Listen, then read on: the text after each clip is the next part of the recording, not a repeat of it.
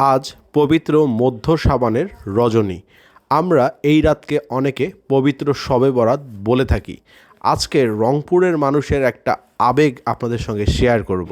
রংপুরের মানুষের আবেগ শবে বরাতের রাতে কি হয় সেটা নিয়ে আজকের এই ভিডিওটি। আসসালামু আলাইকুম, কি অবস্থা গর্বিত জাতি? আশা করি সকলেই ভালো আছেন। ভিডিওর শুরুতেই ভালোবাসা অবিরাম।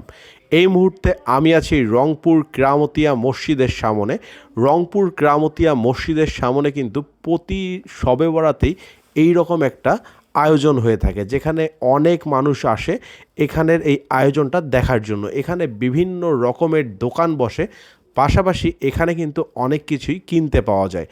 তো আজকের এই ভিডিওতে আমি আপনাদেরকে এই যে মেলাটা হয়, মেলা কেন বলছি, অনেকেই হয়তো বা এটার বিরোধিতা করবেন, বাট এখানে যে আয়োজনটা হয় এই আয়োজনটা কিন্তু আমরা যারা ইসলাম ধর্মের অনুসারী আছি আমাদের জন্য কিন্তু এটা অন্যরকম একটা উৎসবের আমেজ বলতে পারেন।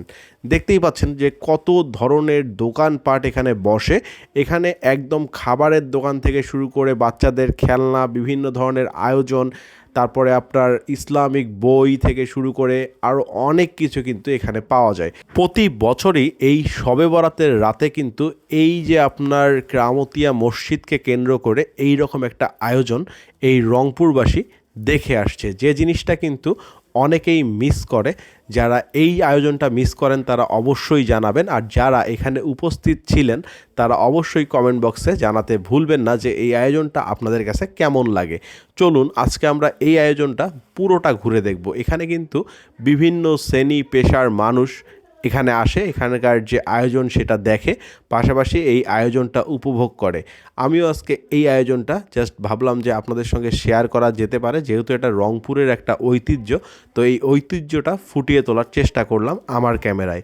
ভিডিওটা ভালো লাগলে অবশ্যই লাইক, শেয়ার, কমেন্ট করবেন। পেজে নতুন হলে পেজটা ফলো করে সঙ্গে থাকবেন, আর অবশ্যই জানাতে ভুলবেন না এই আয়োজনের অভিজ্ঞতা।